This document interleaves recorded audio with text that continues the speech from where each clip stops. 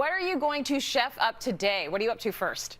You know what, we're going to take average things you find at your supermarket and things that are going to help you when you're entertaining and make it a little bit easier on you, and then we're just going to bring it up a level. And so we're going to kind of use the supermarket items to help us along and kind of entertain during the Christmas season.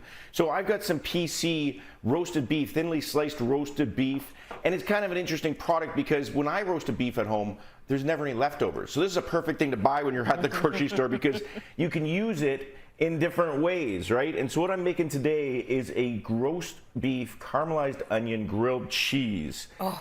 Now, how we're gonna chef it up is I've got some horseradish aioli, and I use fresh horseradish, but you do not have to use fresh horseradish. You can use the prepared stuff if you want. And then you just basically heat up that thinly sliced beef, a little bit of caramelized onions like that. This is looking pretty good already. Stunning. And then we're gonna fire in some 2-year-old cheddar onto that. And then we're gonna fry that sucker up and just caramelize it deeply with that butter and then dice it up like this. So square it off on that sourdough and you can see that roast beef is kind of hidden inside, but they're nice little bites, and you dip it in the aioli on the side, and there you have an all-star appetizer.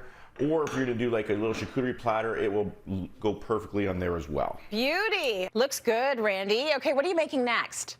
Our next one, you know what, everyone does the pastry, and never feel bad about buying puff pastry, because I'm here to tell you, all my professional chef friends, they buy puff pastry because it takes 11 hours to make. So don't be making that at home. You can buy this, it's cheap as chips. It comes out of the package. All I did was fold it in half like this. We're gonna get this done in, you know, not 11 hours, we're gonna get this done in like 18 minutes. We're just gonna brush it with egg wash, and what that's gonna do is make it super shiny and make it look like you're a pastry chef. So you're kind of like bending the rules a little bit and kind of just getting to where you need to go really quickly. I got some peppers here roasted straight out of the jar from the grocery store, so we can save some time there as well. They go down the middle. And then some PC goat cheese.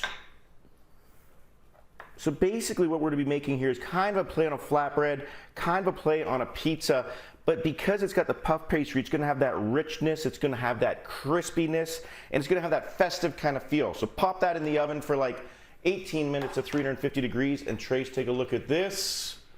Ooh, what? Looking very good. Mm-hmm. Your own little Perfect pizza. Little appetizer. Uh-huh. So you might find some of these at the grocery store. This is the PC shrimp and lobster ravioli, but I've actually been to the factory where these come from in Italy, and these guys are pros. They drink Prosecco at lunch, which means they know what they're doing. And the product itself is 100% fantastic. So all I did was blanch it off in some hot water, right? And then the secret to kind of chef it up is you take some Parmesan and some hot pasta water, and then look at this.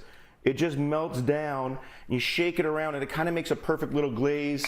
I hit it with some charred spinach, some little bit of charred tomatoes, a little bit more of the pasta water with some lemon juice. You can either go main course, or you can do a pasta. It's a perfect size to put on a spoon. You can tell everybody you were in the kitchen for hours making these raviolis, and you just pop them together, and it took you about 7 or 8 minutes. So now, I know we're in our bubbles and there's not a lot of people traveling, but if you got people coming over and they're some designated drivers, you might need a mocktail. Mm-hmm. This is a really, really good one because I gotta tell you, I picked this stuff up. This is the PC sparkling water ginger ale flavor, and I'm like, okay, I don't really understand what that is. Read the label, 0 fat, 0 carbs, 0 sugar, 0 sodium, and I'm like, it's gonna taste like water. But when you taste it, it tastes like ginger ale. It's magical. So we're gonna use a sugar that will break down a little bit easier. Use the maple syrup, muddle up some limes, take some mint, toss it in,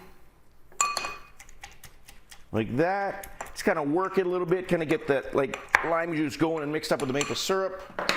Top it up with some ice, and this is the best part. You ready for this? Ready. In it goes. It looks festive, it looks beautiful. You got the green on the bottom. You can garnish with a little bit of lime on top and some mint, and you have a perfect mocktail. Tons of flavor and very little sugar. A mock mojito. That is so good. What great ideas, and all things you can get when you go get your groceries. I love when you chef it up for us, Randy. Very nice.